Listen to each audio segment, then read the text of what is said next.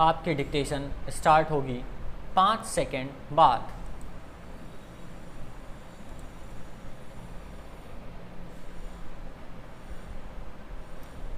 Three, 2, 1 start.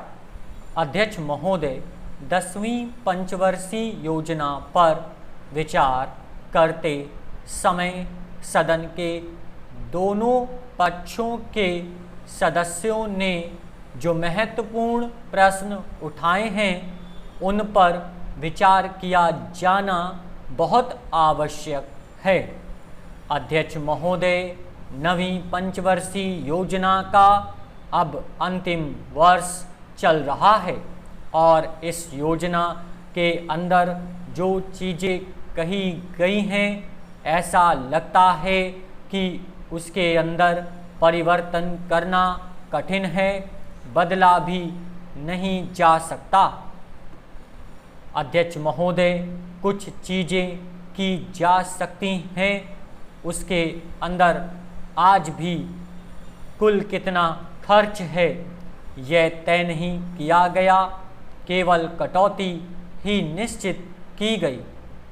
शुरू में मैं यह कहना चाहता हूँ कि यहाँ पर कुछ सदस्यों ने जो यह प्रश्न उठाया था कि इस पंचवर्षीय योजना का आशय कुछ सरकारी पक्ष से भी बताया है, इसके अंदर कमियां हैं और बहुत सी कमियां हैं जिनके ऊपर मैं यहाँ कुछ दोषारोपण नहीं करना चाहता हूँ।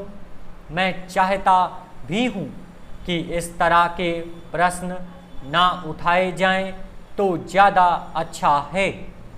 यह योजना सरकार ने बनाई है, यह योजना मंत्रिमंडल ने पहले बनाई और अनुमोदन होने के बाद भी इसमें कुछ कमियां रह गई हैं, तो यह कमी रहने का दोष किसके ऊपर है?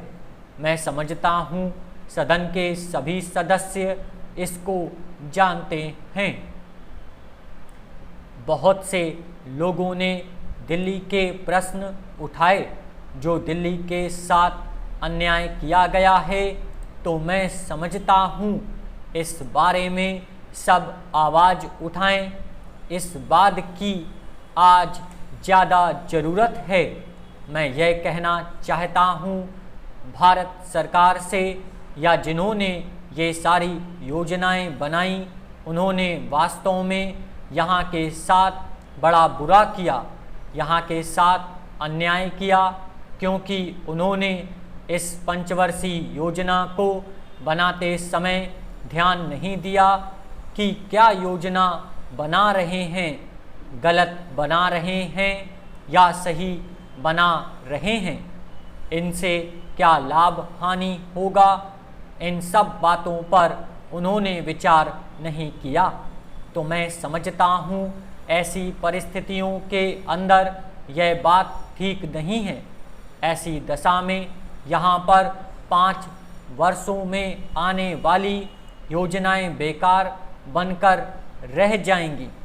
जो कटौती निश्चित की गई है उसको समाप्त करना चाहिए ताकि हम दिल्ली को अंतर्राष्ट्रीय स्तर का एक आदर्श नगर बना सकें। यह बहुत ही आवश्यक है यदि हम इस स्थान की उन्नति चाहते हैं। इसलिए अब मैं अपना कथन इन शब्दों के साथ ही समाप्त करता हूँ। अध्यक्ष महोदय, आपने मुझे 10वीं पंचवर्षीय योजना पर बोलने का अवसर दिया, इसके लिए मैं आपका आभारी हूँ। आपने मुझे कम समय दिया, इसके लिए भी आभारी हूँ। अभी मेरे से पूर्व कुछ सदस्यों ने हम पर यह आरोप भी लगाया कि हम योजना में विश्वास नहीं रखते। उन्होंने तो यह भी कहा कि हमारे चुनाव घोषणा पत्र में भी उनको इस बारे में कुछ नज़र नहीं आया मैं इस बारे में यह निवेदन करना चाहता हूँ कि उन्होंने कोई दूसरा घोषणा पत्र देखा, गलत घोषणा पत्र पढ़ा और उसी को हमारा घोषणा पत्र समझ बैठे। लेकिन मैं यह कहना चाहता हूँ कि हमारा घोषणा पत्र इस समय मेरे पास है। इस घोषणा पत्र में हमारी घोषणा में योजना के बारे में स्पष्ट रूप से कहा गया है कि हम योजना पर विश्वास रखते हैं, लेकिन ऐसी योजना पर विश्वास नहीं रखते जो जनता के दुखों को दूर नहीं कर सकती, जो जनता के कष्ट दूर नहीं कर सकती। आज तक जितनी भी योजनाएं बनाई गई हैं, जिन्हें हम पहली पंचवर्षीय योजना, दूसरी पंचवर्षीय योजना और 10वीं पंचवर्षीय योजना आदि कहते हैं, और उन योजनाओं में हमने जो कुछ निर्धारित किया उनसे हम जनता के दुखों को दूर नहीं कर सके और जनता के कष्ट दूर नहीं हुए। इन योजनाओं के परिणाम भी हमारे सामने हैं। बड़े बड़े अनुभवी बैठे, उन्होंने योजनाएं बनाई, लेकिन योजनाएं ठीक प्रकार से कार्यान्वित नहीं की गईं। उन योजनाओं के काफ़ी दोष थे, जिसके कारण ये योजनाएं लोगों के दुखों को दूर नहीं कर सकीं। लोग दुखी ही रहे। मैं यहाँ पर कहना चाहता हूँ कि जो हमारी योजना थी उसका परिणाम क्या निकला। उसका परिणाम यही निकला कि हमें रुपए का मूल्य कम करना पड़ा।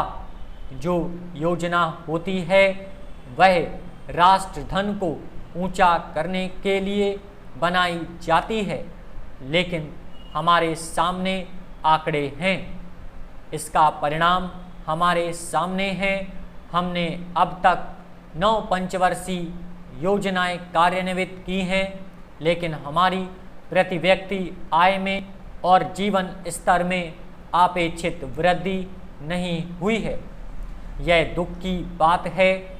मैं यह कहना चाहता हूँ कि हमारा ऐसी योजना में विश्वास नहीं है जो जनता के कष्टों को, जनता के दुखों को दूर ना कर सके।